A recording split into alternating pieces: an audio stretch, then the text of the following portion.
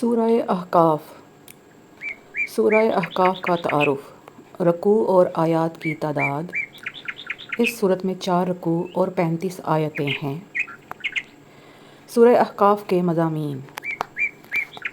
ابتدا میں اللہ تعالیٰ کی وحدانیت اور قیامت سے متعلق دلائل دیے گئے۔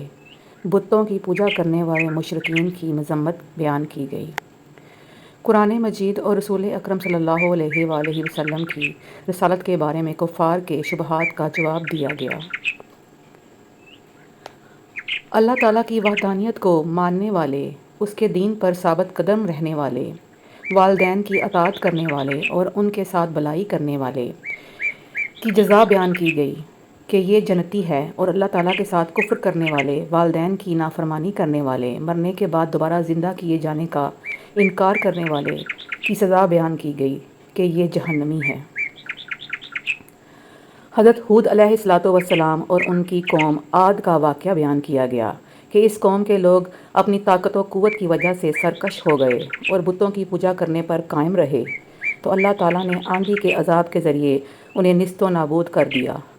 اور اس واقعے کو بیان کرنے سے مقصود کفار مکہ کو حضور اقدس صلی اللہ علیہ وآلہ وسلم کی تکذیب کرنے سے ڈرانا ہے کہ اگر وہ اپنی اس ہٹ درمی پر قائم رہے تو ان کا انجام بھی قوم عاد جیسا ہو سکتا ہے۔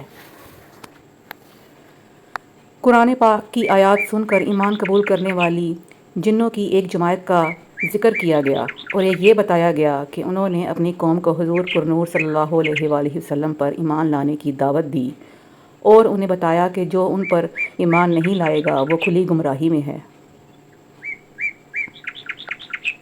اس سورت کے آخر میں مردوں کو دوبارہ زندہ کرنے پر اللہ تعالیٰ کی قدرت کی دلیل دی گئی اور یہ بتایا گیا کہ کفار بہر صورت جہنم کا عذاب پائیں گے، اور اللہ تعالیٰ نے اپنے حبیب صلی اللہ علیہ وآلہ وسلم کو تلقین کی کہ اے حبیب صلی اللہ علیہ وآلہ وسلم، صبر کرو جیسے ہمت والے رسولوں نے صبر کیا، اور ان کافروں کے لیے عذاب طلب کرنے میں جلدی نہ کرو۔